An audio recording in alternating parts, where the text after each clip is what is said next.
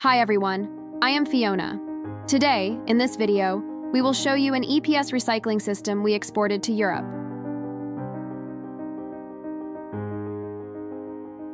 This system consists of 4 main workstations: initial crushing, fine crushing,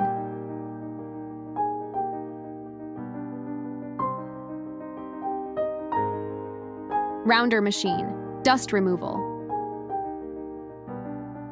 The initial crushing preliminarily crushes the waste EPS foam.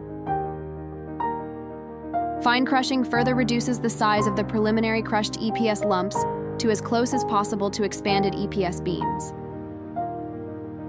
The rounder machine smooths the surface of the crushed EPS beans.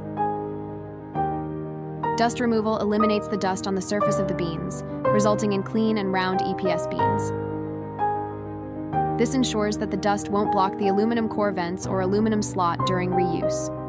After these steps, the polished round EPS beans are sent to the storage EPS silo via a fan, and the EPS dust is stored in a storage bag after passing through a dust collection device.